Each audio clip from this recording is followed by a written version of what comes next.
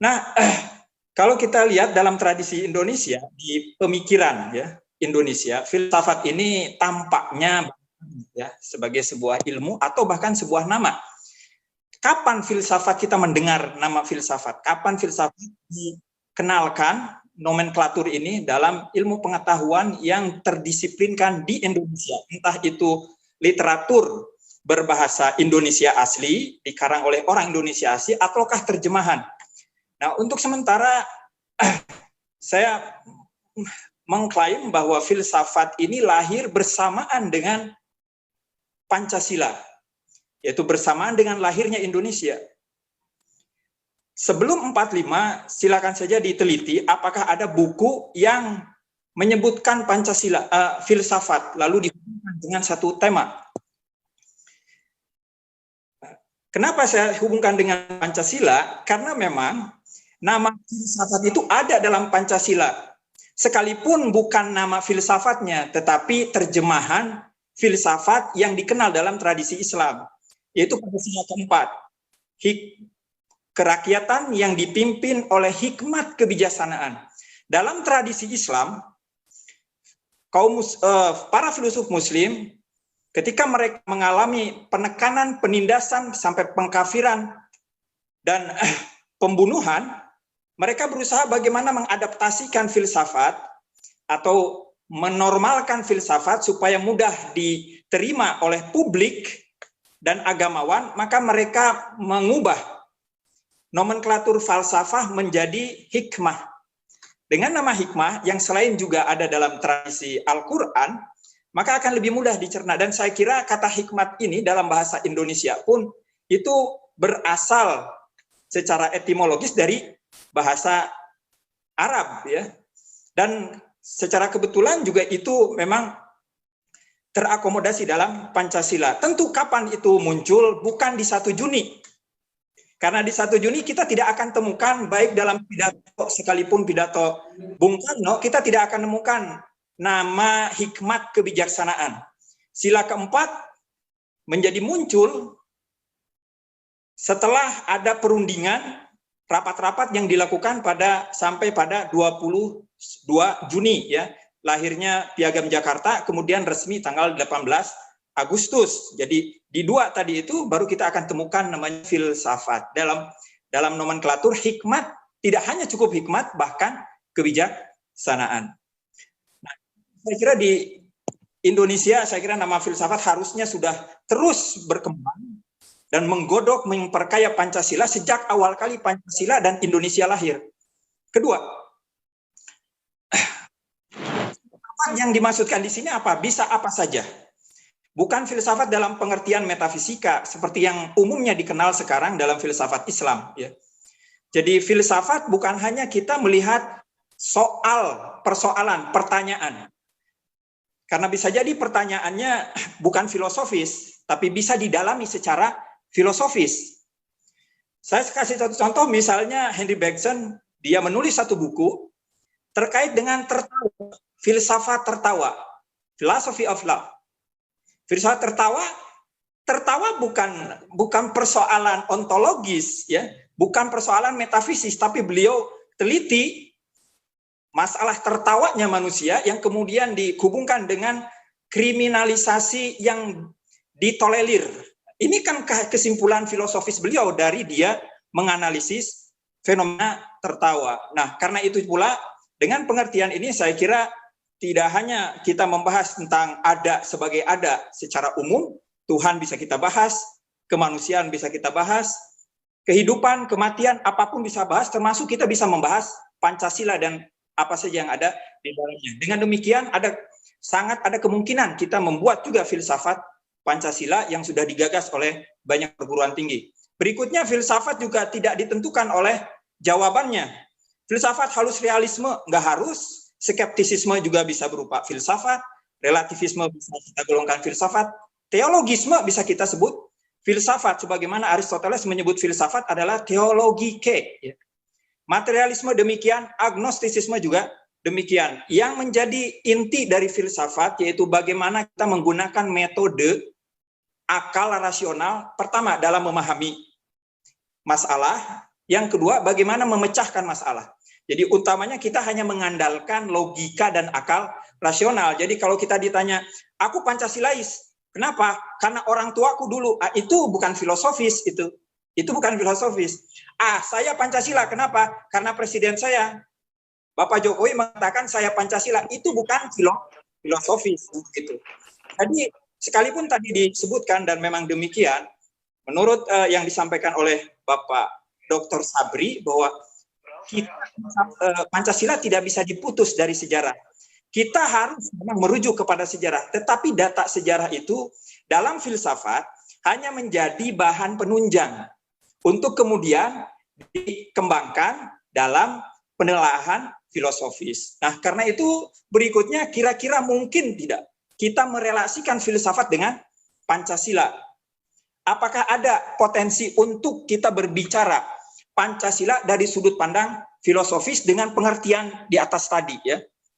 Kalau sekedar muncul nomenklaturnya atau nama lain yang resmi dalam filsafat Islam, filsafat yaitu hikmah, itu tidak memadai. Seperti juga kalau kita menyebut Pancasila itu Islam, karena Soekarno dulu menggunakan kata takwa, itu juga tidak cukup hanya sekedar menggunakan kata takwa, atau kita ubah Pancasila yang yaitu adalah tauhid.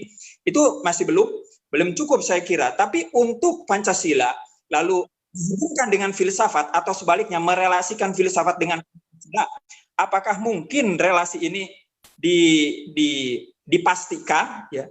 Ada peluangnya? Saya kira bukan hanya pasti, bukan hanya mungkin, bahkan niscaya. Mengapa? Karena hampir semua konsep-konsep yang ada dalam Pancasila itu konsep-konsep abstrak, ya, pengertian-pengertian abstrak. Semua konsep-konsep kunci. Mulai dari istilah pertama, ketuhanan, lalu esa, lalu kemanusiaan, bukan manusia ya, kemanusiaan, lalu keadilan, keberadaban, sampai kesatuan, persatuan, ya. Lalu kemudian di bawahnya kerakyatan, bukan rakyat ya, kerakyatan, lalu hikmat, kebijaksanaan, permusyawaratan, keadilan sosial, bangsa. Nah, itu hal-hal yang abstrak semuanya, yang tentu tidak bisa didekati dengan ilmu-ilmu empirik. Dan filsafat punya peluang besar, niscaya untuk hadir dalam menganalisis konsep-konsep tadi. Tentu ada ciri-ciri ya.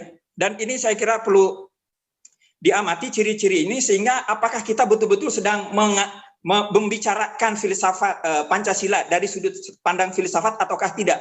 Tergantung kita membicarakan dengan konsep apa. Konsep-konsep yang ada dalam Pancasila tadi, saya mengklaim bahwa itu konsep abstrak. Yang pertama bersifat universal.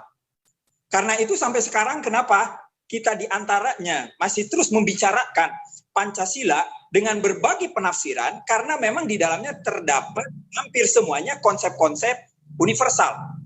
Sehingga perlu ada partikularisasi. Berikutnya, konsep tadi ini dalam istilah filsafat Islam dikenalnya konsep universal kedua. Dalam tradisi Katolik, di buku kamus filsafat karya Lauren Bagus, di situ juga ada dalam lema pengertian pertama dan pengertian kedua menurut Thomas Aquinas. Bisa dilihat di sana dengan pengertian yang sama, dan kemungkinan besar, saya memberikan kemungkinan besar, itu adalah hasil dari komparasi Thomas Aquinas dengan Avicenna ya. Karena yang pertama kali menggagas di dunia Islam adalah Avicenna. Tapi itu latar belakang sejarah saja. Apa konsep universal pertama ini, kedua ini, yang kaitannya dengan filsafat, selain universal, yang kedua relasional. Kalau kita bicara Tuhan, lalu kita definisikan Tuhan itu apa? Tuhan itu relasinya dengan budak. Tuhan, tuan, maka budak. Jika tidak kita relasikan dengan sesuatu yang lain, Tuhan tidak difahami dalam filsafat Islam seperti begitu. Kalau dalam filsafat Islam, mereka menyebutnya wajibul wujud. Kapan disebut wajibul wujud? Yang niscaya adanya kalau ada mungkinul wujud. Jadi dengan dua relasi ini maka ditemukanlah dua konsep. Karena itu dalam relasional pasti ada dua konsep. Selain esa, lawannya adalah banyak. Selain kesatuan, persatuan Indonesia, maka ada lawannya.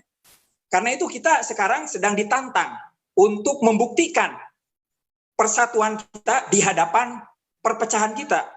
Lalu terkait dengan keadilan, lawannya adalah kezaliman. Keberadaban, ya, beradab, lawannya biadab. Pasti kawan-kawan, setiap kali ada konsep universal kedua, atau dalam istilah filsafat Islam, konsep universal filosofis, pasti ada lawannya. Lain halnya dengan misalnya batu. Batu lawannya nggak ada, kecuali dengan non-batu, bukan batu. Dan bukan batu itu banyak, ya. Konsep-konsep universal kedua bisa bawah, atas, sebab, akibat, ya. Itu konsep-konsep universal. Berikutnya, sifatnya universal, yang kedua relasional, yang ketiga komparasional. Tuhan dikomparasikan dengan yang Esa dikomparasikan dengan yang lain. Jadi ada sandingannya, ya. Ada kalau menikah itu ya ada laki ada perempuannya gitu, ya. Jadi dia sepasang-sepasang. Yang keempat, selain komparasional, gradasional. Ini penting, gradasional. Mengapa demikian? Karena juga harus kita pahami ketika konsep-konsep Pancasila itu adalah konsep universal dengan sifat-sifat tadi, maka kalau ada orang mengklaim aku Pancasilais, itu bersifat gradasional, bukan bersifat final. Gradasional. Selanjutnya akan saya sampaikan lagi terkait dengan gradasional. Nah, ini saya kira kita bicara Pancasila suka atau tidak hanya akan bisa digali sepenuhnya dengan ditunjang oleh ilmu-ilmu lain, yaitu melalui filsafat, karena konsep-konsepnya konsep abstrak berupa konsep universal kedua. Berikutnya, apa kira-kira kendala kita melompat dari filsafat ke Pancasila? Sejauh ini sampai sekarang ini ada 3, saya lupa satunya, tapi 2 kendala perlu dicatat saya kira. Pertama, orientasi fatalisme. Apa itu fatalisme? Yaitu pasrah dengan takdir. Kadang-kadang kita serahkan, oh ini sudah takdir Tuhan. Pancasila begini sudah takdir Tuhan. Lalu ribut-ribut begini juga sudah takdir Tuhan. Orang yang seperti ini akan bebas dari tanggung jawab. Tentu dia tidak akan terlibat. Boleh jadi dia apatis, ya. Ada lagi tidak menyandarkan takdirnya, ya, determinasinya kepada Tuhan, tapi kepada sejarah.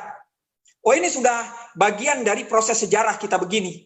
Atau ini bagian dari kemufakatan para pendahulu. Kita sering melakukan argumentasi untuk membela Pancasila dengan mengatakan bahwa ini sudah kesepakatan tokoh-tokoh para pendiri bangsa. Ini sudah merupakan kesepakatan para kiai. Dalam kajian filsafat, argumen seperti ini tidak dapat diterima. Karena dengan disandarkan kepada kesepakatan atau takdir sejarah, sehingga kita tidak punya intervensi keputusan kita sendiri dan menjadi keimanan yang betul-betul memuaskan dan kita nyaman dengan keimanan itu. Nah, kendala yang kedua yaitu kendala dogmatis, ya. Di kita ada gejala-gejala dogmatis, seperti misalnya kalau dikatakan Pancasila harga mati. Dalam filsafat, sekali lagi, dalam diskursus filsafat, kalau ini diangkat ke filsafat, tidak ada itu harga mati. Filsafat harga hidup. Harga hidup.